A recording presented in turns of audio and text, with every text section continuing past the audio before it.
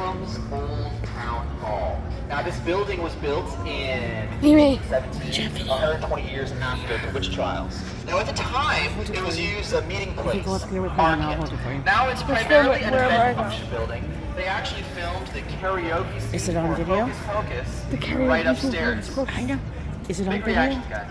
Come on. Yay! Look at Hocus Pocus right here. Yeah, Tell him. Yeah. All right. So before this building was ever here, you guys, it was the location of a mansion owned by the richest man in the United States at the time, What? the first millionaire, Elias this on video? Haskett Derby. Now, Mr. Derby owned a Go fleet up there of where I can get you ships. in it. He hired privateers to operate these vessels. A privateer was essentially a legal pirate. And these very tough sailors, they were very effective at disrupting the richest supplies of the Royal Navy. Now, after the war is over, he transitioned his ships to merchant vessels. They were among the first to establish trading routes in India and China. So, he finished construction of his mansion in 1799, just a few months before he died. So, sad for him. He didn't enjoy his house very long. His son, Elias Haskett Derby, inherited the mansion. Now, this young man was not pleased with his new house. Apparently, the maintenance cost for this building was very high. And it was only after living in it for a few years he tries to sell it.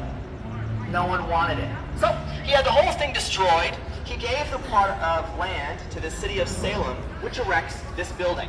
Now, fast forward, many folks over the years have claimed to see the image of a man hanging out by one of the second floor windows.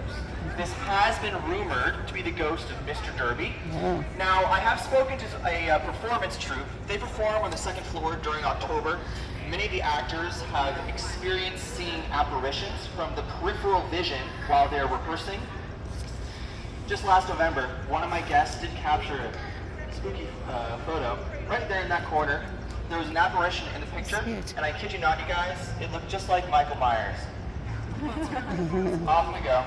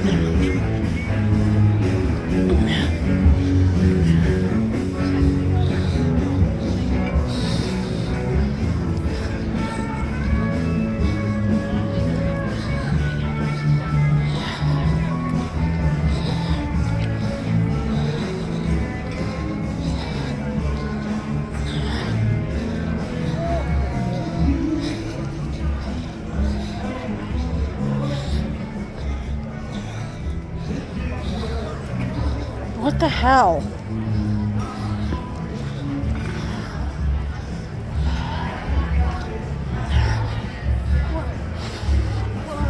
Yeah.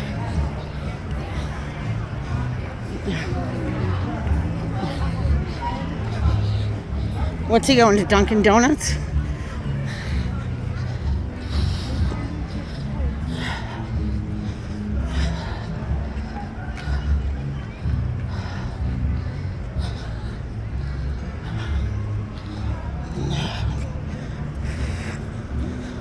too hot.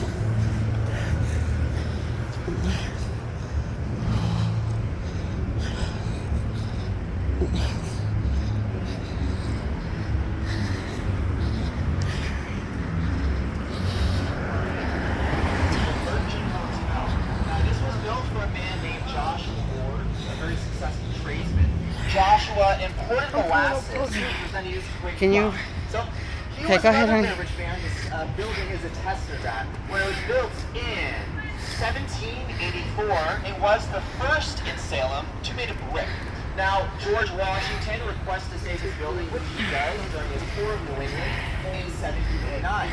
And if you wish, you can reserve the room he slept in. Second floor, 2 windows on the right. Now, it's not any of the actions of Washington or Ward which led to the haunting of this building. Before it was ever here, another home was owned by George Corwin, the Sheriff of Essex of the witch trials.